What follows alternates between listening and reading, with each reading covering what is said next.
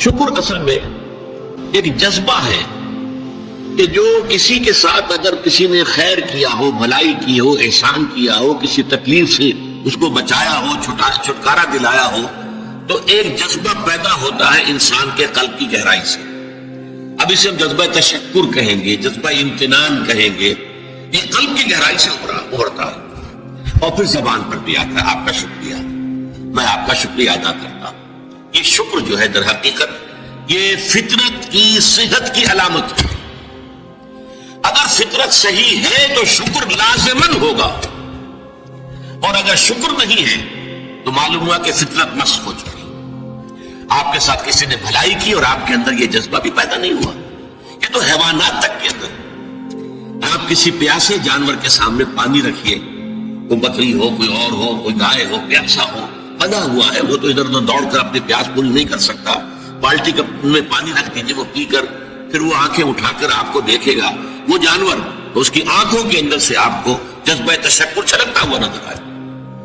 اسی معنی میں ادیب آتی ہے. عین کہتے ہیں آنکھ کو، اور عین کہتے ہیں چشمے کو بھی. عرب کہتے تھے عین الشکرا، وہ چشمہ جس میں سے پانی خود بخود ابل رہا ہو، نکل رہا ہو، نیچے سے زمین سے ابلتا ہو، عین الشکرا. اور دابۃ الشکور کہتے تھے ایسے حیوان کو. آپ کے یہاں کو گائے ہے، بھینس سے بندھی ہوئی ہے، آپ اس کی ٹہل سیوا کر رہے ہیں، اچھی خوراک دے رہے ہیں، غذا دے رہے ہیں، نہلاتے بھی ہیں گائے بھینس کو، تو پھر اس کا ظہور اس کے بدن پر ہونا چاہیے، اس میں فربہی آنی چاہیے. تو اس کو کہیں گے دابۃ الشکور. یہ شکر گزار جانور ہے کہ اس کے ساتھ جو بھلائی ہو رہی ہے، جو خیر ہو رہا ہے، اس کے نتائج اس پر ظاہر ہو رہے ہیں. تو یہ فطرت کی در حقیقت صحت کی علامت ہے. پرانی کہانی آپ نے بھی بچپن میں پڑھی ہوگی. ایک غلام کہیں بھاگا ہوا تھا. اگر یہ ویڈیو آپ کو اچھی لگی ہے تو آپ کائنڈلی ریالٹی سپیک کو سبسکرائب کریں، ویڈیو کو لائک کریں اور کمنٹ میں جزاک اللہ لکھیں، تاکہ ہمیں اس طرح کے موٹیویشن ملتے رہیں اور ہم آپ کو اس طرح کی ویڈیو شیئر کرتے رہیں. جزاک اللہ خیر. اور اسے راستے میں ایک جگہ اس نے دیکھا ایک شیر پڑا ہوا کراہ رہا ہے، اور اس کو شدید تکلیف سے اس کے پاؤں میں ایک کانٹا چبھا ہوا تھا. ظاہر بات ہے شیر نہیں نکال سکتا تھا اس کو. اس غلام نے اس کا کانٹا نکال دیا. اس شیر نے صرف اسے سونگا اور چلا گیا.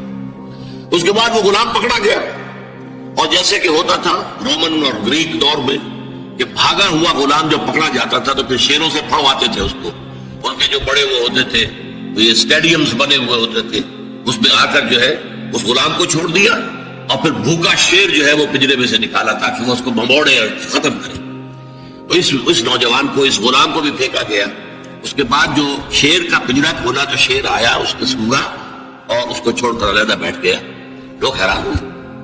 معلوم ہوا یہ وہی شیر تھا کہ جس کے پاؤں سے کانٹا نکالا تھا اس غلام نے، جبکہ وہ بھاگا پھر رہا تھا، چھپتا پھر رہا تھا جنگلوں میں. پر یہ شے سمجھ لیجئے کہ شکر جو ہے در حقیقت یہ فطرت کی صحت کی علامت ہے. یہاں تک فرمایا حضور نے من لم یشکر الناس لا یشکر اللہ. یہ شکر ایسی شے ہے جو انسانوں کا شکر گزار نہیں ہے، وہ کبھی اللہ کا شکر گزار بھی نہیں ہو سکتا. فطرت مسخ ہو چکی ہے. کسی نے آپ کے ساتھ بھلائی کی اور آپ کے اندر سے وہ جذبہ تشکر ابھرا ہی نہیں، معلوم ہوا فطرت کے سوتے خشک ہو چکے ہیں. وہ کنواں جس کے اندر لانے والے پانی کے سوتے خشک ہو چکے ہیں، پانی کہاں رہے گا اس میں؟ تو خالی کنواں ہے. تمہاری بھی فطرت جو ہے خالی ہو چکی ہے، اور تمہارے اندر وہ جو جذبہ تشکر موجود نہیں ہے، تو گویا کہ فطرت کے سوتے خشک ہو چکے. اب اصل بات کیا ہے اس فطرت کے بعد؟ اصل منعم کو پہچاننا. اب دیکھیے، اس کو بھی ذرا غور سے سنیے میری بات کو. بچپن میں ہر بچہ یہ سمجھتا ہے کہ میرے حفاظت کرنے والے، میری ضروریات پوری کرنے والے، میری تکلیف پر تڑپ اٹھنے والے میرے والدین. اس سے آگے کا اسے بھی پتہ نہیں ہے، احساس نہیں. لہذا جذبہ شکر جو ہے وہ والدین کے ذات کے ساتھ مرتکز ہو جاتا ہے. اس سے ذرا آگے بڑھا، معلوم نہیں میرا قلبہ ہے، میرے چچا ہے، میرے ماموں ہیں، میرے فلاں ہیں، میرے قبیلے کے لوگ ہیں، میری قوم ہے، میرا وطن ہے. یہ سب در حقیقت میرے محافظ بھی ہیں، میرے مددگار بھی ہیں، اور میری ضرورتیں پوری کرتے ہیں. یہ جذبہ تشکر اب پھیل رہا ہے والدین سے، اپنے خاندان، قبیلے، قوم. اس کے بعد محسوس ہوتا ہے، یہ سائنس کی انتہا ہے کہ سارے عناصر فطرت مجھے پال رہے ہیں. سورج کی حرارت نہ ہو تو فصلیں کیسے پکیں؟ سورج کی حرارت نہ ہو تو یہ ہوا، یہ بادل کیسے اٹھے، وہ سمندروں سے بخارات. ہوائیں نہ چلے تو یہ کیسے جو ہے بادل یہاں تک آئے. اور بارش برسے اور پھر میرے لیے گندم جو ہے وہ پیدا ہو. یہ تو کائنات پوری مجھے پال رہی ہے. اور اس میں سب سے بڑی شے جو ہے, یہ سائنس کا یوں سمجھیے کمال ہے, سب سے بڑی شے سورج ہے.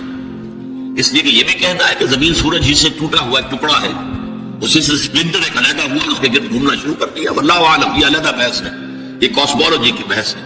لیکن یہ ہے کہ بہرحال ہم جانتے ہیں کہ یہ شکر کا جذبہ پھر آ کر مرتکز ہوتا ہے یہ تمام مظاہر فطرت کے اوپر. اب اس کے بعد صرف ایک چھلانگ لگانے کی ضرورت ہے, وہ چھلانگ جو حضرت ابراہیم نے لگائی تھی. سورہ انعام میں ذکر ہے, انہوں نے ایک تارے کو دیکھا تو کہا اچھا شاید یہ میرا رب ہے. جب وہ ڈوب گیا, غروب ہو گیا, تو نہیں میں تو غروب ہونے والے کو تو رب نہیں مان سکتا. پھر چاند کو دیکھا, وہ بڑا روشن تھا, بہت بڑا تھا, اچھا یہ رب ہے. جب وہ بھی ڈوب گیا, کہا نہیں, اگر میرے رب نے مجھے ہدایت نہ دی. پھر دیکھا سورج کو, آدھا اکبر, آدھا ربی, آدھا اکبر. فلما افلت, جب وہ بھی غروب ہو گیا تو پھر اس کے بعد جو چھلانگ لگائی انہوں نے کیا, انی وجہت وجہی للذی فطر السماوات والارض حنیفا. میں نے اب اپنا رخ کر لیا ہے, اپنا چہرہ کر لیا ہے رخ پر اس ذات کے جس نے آسمان اور زمین کو پیدا کیا ہے, تو سورج اور چاند اور ستاروں کا پیدا کرنے والا ہے. حنیفا, یکسو ہو کر. وما انا من المشرکین, اور میں ہرگز مشرکوں میں سے نہیں ہوں. یہ ہے عقل کی آخری چھلانگ.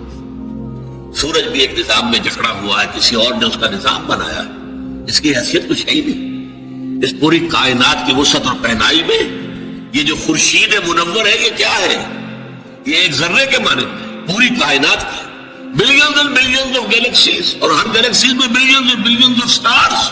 اندازہ تو کیجئے, اس کی وسعت کا کوئی تصور ممکن ہے, انسان کو چکر آتا ہے. یہ تمام جو ہے اعداد و شمار جو یہ آتے ہیں ہمارے سامنے ایسٹرونومی میں, چکر آتا ہے. سورج کی کیا حیثیت ہے؟ ہاں ایک ہستی ہے کہ جس نے ان سب کو جکڑا ہوا ہے, جس کے نظام میں ہے, جس کے قانون کے اندر یہ جکڑے ہوئے ہیں. بے حسبان, یہ ایک حساب کے ساتھ چل رہے ہیں, اور حساب کسی نے معین کیا ہوا. یہ ہے در حقیقت عقل کا کام. یعنی فطرت کی سلامتی, جذبہ تشکر. شکر کس کا؟ سب سے بڑی بات اللہ کا شکر. ایک بات اور نوٹ کر لیجئے, یہی جذبہ تشکر ہے جو پھر عبادت کی شکل اختیار کرتا ہے. دیکھیے شکر, آپ کے ساتھ کسی نے بھلائی کی, آپ کے فطرت کا تقاضا نمبر 1 یہ کہ اس کا شکریہ ادا کریں. نمبر 2 یہ کہ آپ بھی کوشش کریں کہ کوئی میں بھی اس کی خدمت کروں, تو میں اس کو بدلا دوں. الجزاء الاحسان الا الاحسان, بھلائی کا بدلہ سوائے بھلائی کے اور کیا ہو سکتا ہے. لیکن فرض کیجئے کہ وہ ہستی اتنی بلند و بالا ہو, والدین کی آپ کچھ نہ کچھ خدمت کر کے کچھ کسی درجے میں, جو انہوں نے بچپن میں پالا پوسا تھا, کسی درجے میں آپ اس کا جواب, اس کا بدلہ دے سکتے. بڑھاپے میں یہ ہے کہ انہیں فلا تقل لهما اف ولا تنهرهما, انہیں اف تک نہ کہا جائے, انہیں جھڑکا نہ جائے, ان کی اطاعت کی جائے, ان کی فرما برداری کی جائے. ہاں ناک بات میں ان کی بات نہیں ماننی, شرک پہ مجبور کرے تو ان کو نہیں ماننا ان کے حکم کو, لیکن باقی یہ اور چیزوں کے اندر ماننا. تو یہ سارا معاملہ یہ کسی نہ کسی درجے میں آپ نے اسے بدلہ دے دیا, اور جو بھی ہے. لیکن جہاں کہیں ایسی ہستی کا شکر ہے کہ جسے آپ کو بدلہ دے نہیں سکتے, سورج کو کیا بدلہ دیں گے, وہاں یہی جذبہ تشکر جو ہے جذبہ عبادت میں ڈھل جاتا ہے. ہاتھ جوڑ کے کھڑے ہو گئے سورج کے سامنے, دنڈوت کر رہے, سجدہ کر رہے, یہ کیا ہے, کیوں؟ یہ وہی جذبہ تشکر ہے.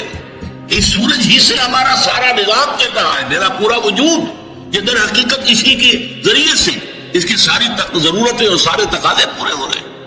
یہی جذبہ تشکر ہے جو جذبہ عبادت کی شکل اختیار کرتا ہے. اور جب جذبہ تشکر صحیح جگہ جا کر لگ گیا, یعنی جیسے کہ میں مثال بارہا دیتا رہا ہوں کہ اگر آپ کو کسی اونچی فصیل پر چڑھنا ہے اور آپ کے پاس جو ہے وہ ایک کمند ہے, تو پہلے کمند کو آپ پھینکیں گے اونچا, آپ کے بازو میں طاقت ہونی چاہیے. اگر بازو میں طاقت ہی نہیں ہے تو کمند سے قریب ہی جا کے اٹک گئی, تو جہاں تک وہ اٹکی ہے وہیں تک چڑھ سکتے ہیں نا, اس سے آگے تو نہیں جا سکتے. تو کمند کو پہنچانا ہے پہلے اونچائی تک. اب دیکھیے اس کو اقبال نے کہا ہے, یزداں بکمند آور اے ہمت مردانہ, تمہاری کمند یزداں کے ساتھ جا کر جڑے, اللہ کو پہچانو.